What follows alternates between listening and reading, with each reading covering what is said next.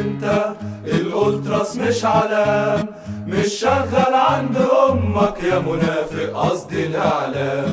العامل مش عارفني وتقول علينا مجانين، قال دم اخويا في رقبتي امال حقه عندي مين؟ برنامجه قاعة افراح بيظبط له المكياج، جرب تلبس باروكة قوم راح واعمل مساج. وانا تعب نفسي ليه وقف انا واتكلم معاك؟ لا عندك حق يا باشا سيادة اللي من الشباك. يا بتاع مساء الانوار برنامج اخبار اسرار، ده مذيعنا صاحب قرار شلبوك لاخر المشوار. مهما تلف ومهما تدور هطلع لكم لو قطع النور. يا صباح الخير يا صباح النصر مدحت شلبي بطل فش.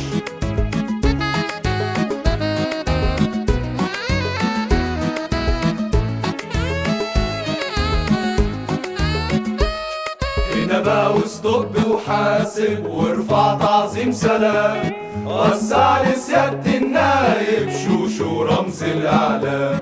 البيع على طول محايد وملوش بقى في النفاق، والناس كلها بتحبه من شبرا لحد الوراق. ما عندوش وقت ضايع عنده وعد احتراف، كل ساعتين برنامج بالليل لميا واللحاف.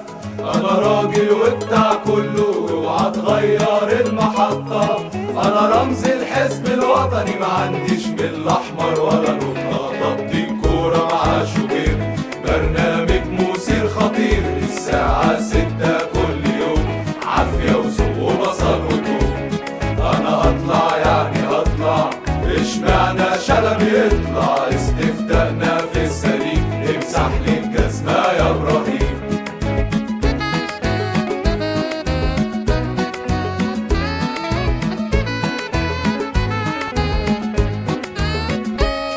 الخرم حكايته حكاية إعلامي فن الحال، العقدة عنده جزء يطلع له وسط الأحلام، ويقول أنا ابن النادي ويهاجمه في أي مكان.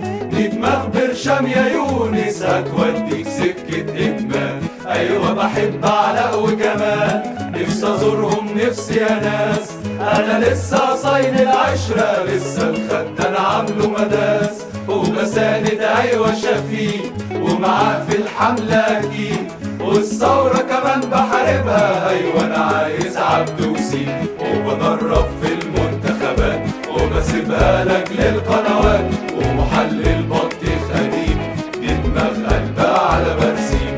بفتي في أي شيء يكون كورة سياسة بنزيون، وفي برنامجي أراجوز ضمير متبقى من يعوز.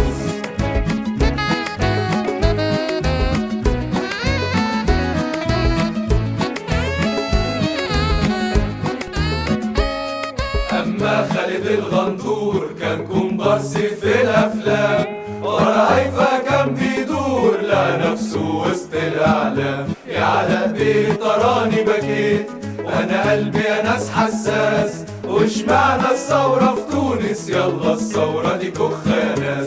شفت بعيني أنا الوجبات جوا ميدان التحرير، أيوة أنا بفهم في سياسة بابي حكالي عنها كتير. بيقولوا عليا انا ازعق وكمان سموني فطوطة، من عيني هتنزل دمعة احسه بالشاب ده بسكوتة.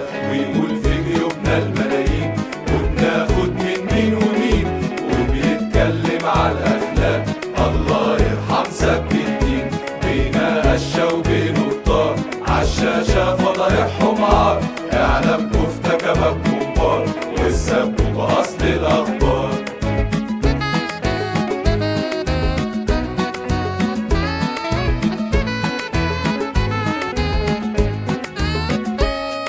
دي اخرة الاستهتار سابوا معزة ويا خروف، دخل الشيطان ما بينهم مخلف ومحمود معلوف. طالع عالشاشة ينهق سلم لي على الإعلام، دي فصيلة نادرة جدا زي العكش مفيش كلام.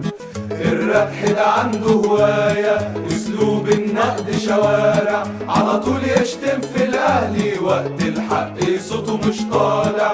الصبح بيبقى صحفي، بالليل اعلامي مشهور، بالواسطة كله هيمشي والحلق يصبح دكتور. عنده شوية مهارات في التلحيس للبهوات، وسميرة سعيد جت شردت له بكام دولار والشمعة